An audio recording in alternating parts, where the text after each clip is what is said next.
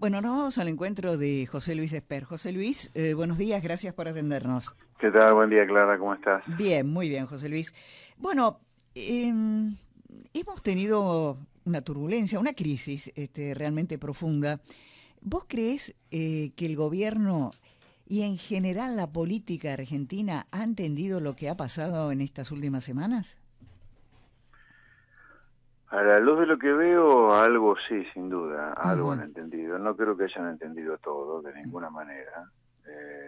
Después de todo, el gobierno ya sabe que está entrando en periodo electoral. El año que viene tenemos elecciones presidenciales Ujú. y ya eso empieza a hacer su juego. Digo esto porque los anuncios de recorte de gasto por ahora son muy chiquititos Ujú. y me parece que están como tanteando la cosa. Acá lo que digamos, los argentinos nos repetimos tanto que a veces hay que darle un poco de perspectiva a todo esto, ¿no? Ujú. Lo que ha ocurrido, esta turbulencia financiera, como le gusta decir al gobierno, yo creo que fue una crisis. Ujú. No hay ningún país en el mundo que haya tenido un banco central perdiendo 10.000 millones de dólares de reservas en 2 años, o devaluado su moneda tanto junto con una pérdida de reservas tan grande. Pero fue una crisis, y la crisis fue provocada como consecuencia de tirar demasiado de la cuerda, demasiado de la piola del déficit fiscal, como siempre ha pasado históricamente en Argentina. Al déficit la política lo lleva al punto donde o hay una crisis, o una gran crisis, o una mini crisis, luego de la cual algo se tiene que hacer, ¿no? O sea, lo primero que uno debería tener claro es que esto ocurre como consecuencia de seguir haciendo siempre lo mismo que venimos haciendo ya hace casi un siglo de decadencia, ¿no? Ujú. Por la razón que sea, esta es una sociedad, mezcla de lo que hace la política, mezcla de lo que la sociedad avala que se haga, que coquetea con, primero, un gasto público imposible de pagar, por eso la gente está ahogada de pagar impuestos, y por si fuera poco, además de coquetear con un gasto público impagable, no tiene demasiado problema a vivir con un Estado que vive en territorio deficitario, de déficit, gastando más de lo que recauda. Por lo tanto, cada tanto tiene alguna crisis, y esto fue una vez más esto. Ujú. Afortunadamente fue de una magnitud pequeña, al punto tal que con una fuertísima suba de tasas, una fuerte evaluación del peso y el anuncio de negociaciones con el fondo, lo paraste, lo Ujú. paraste. Pero yo veo que todavía se sigue pensando en que se puede tolerar un déficit grande, que con el aval del fondo no se va a sufrir la crisis financiera que se sufrió, ¿no? Porque la pregunta es saber si la crisis financiera tuvo que ver, más que con el gradualismo, con la inexistencia de algún ajuste fiscal, porque el déficit fiscal de 2017 Ujú. es el mismo que dejó Cristina cuando se fue, de 7 puntos el producto. A ver, ¿hubo alguna lectura de que ese fue el problema? Y yo te diría sí, hubo alguna lectura, sin duda. Creo que es insuficiente, pero junto con el aval del fondo, a pesar de que sea suficiente, si el acuerdo sale, a lo mejor la economía no entra otra vez en crisis, ¿no? Ujú. Pero Ahora, cuidado, hay sí. una cosa importante a decir desde ahora, Sí. muy importante.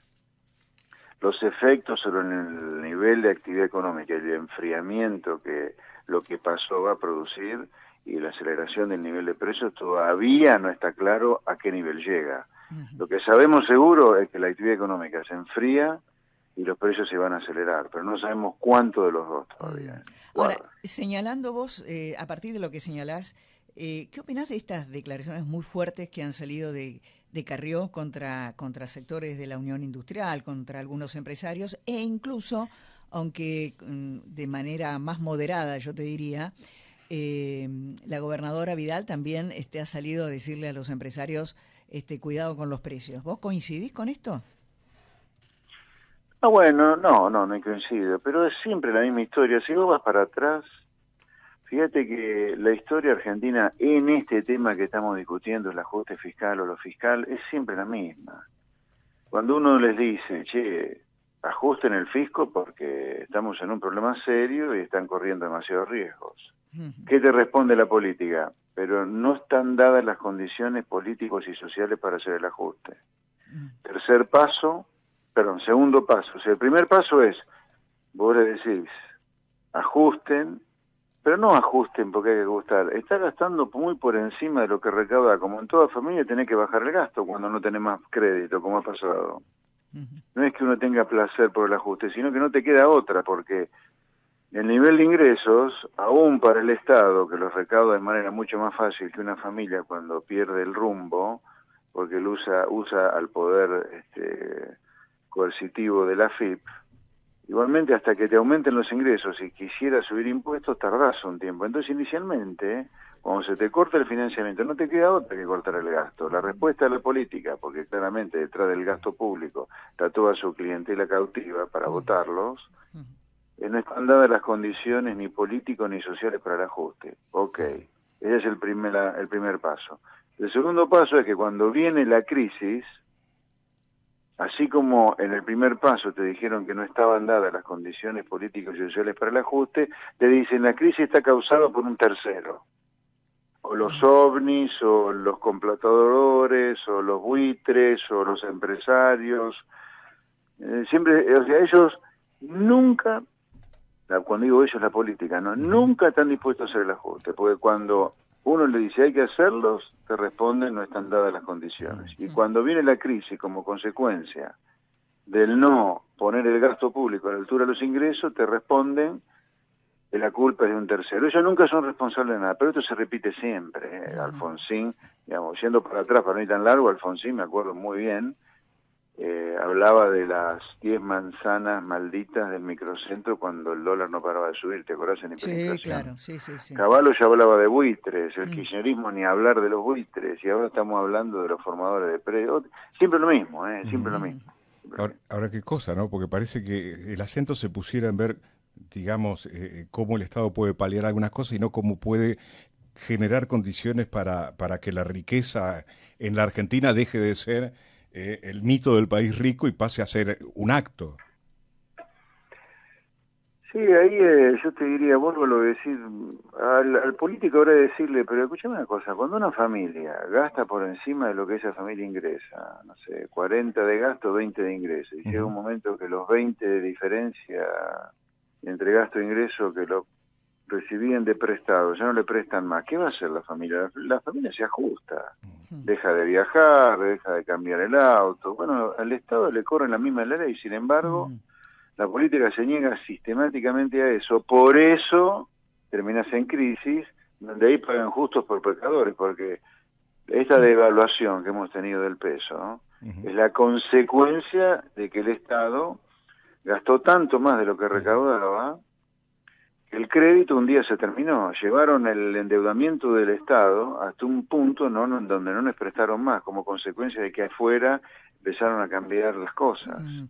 Mientras Argentina no es que no dé este debate, no cambie esto, mira, podés pedirle a Dios, a María Santísima, a San Expedito, le echarás la culpa, no sé, a los extraterrestres de lo que te pasa, pero no hay manera de salir de esta si no cambiás, ¿no? Es obvio eso. José Luis, te hago la última pregunta. ¿Vos crees que, porque varias veces que viniste en televisión o te hemos consultado aquí en radio, hablábamos del esquema de toma de decisiones del gobierno sin ministros? Yo, por ejemplo, cuando leía que se fue un colaborador de Quintana, Vladimir Bernin, que era subsecretario de Coordinación y Análisis Económico de la Secretaría de Coordinación Interministerial de la Jefatura de Gabinete, y estaban descoordinados, porque siguen estando descoordinados. Digo, esto es una locura también. Sí, absolutamente. A ver, primero, yo lamento, yo creo que hay que enseñar un poquito de economía desde la escuela primaria, porque la verdad que cuando se llega al poder, la ignorancia es tan grande de que la economía es una ciencia que requiere de mucho conocimiento específico, que vos creés que porque ponés a un empresario que sabe hacer millones, como Lopetegui y Quintana, entienden algo de economía y no tiene absolutamente nada que ver.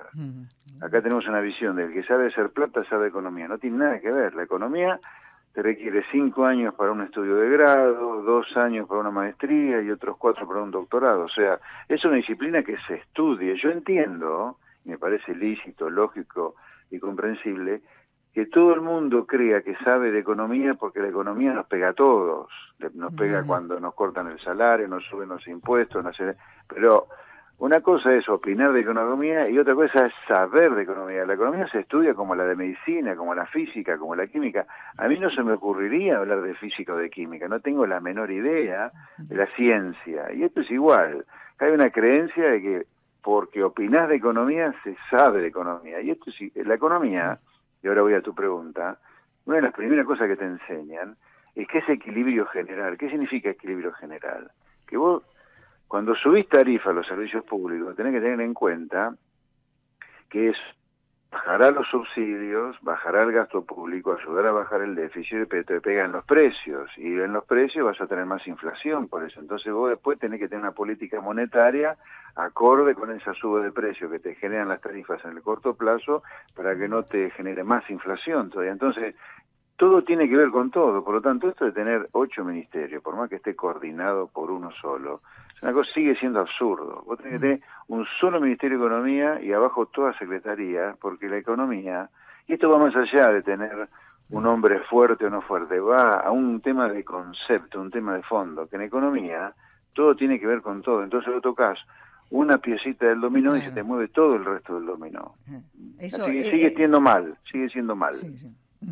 José Luis Esper, como siempre, gracias por atender. No, por nada. Un abrazo, chao.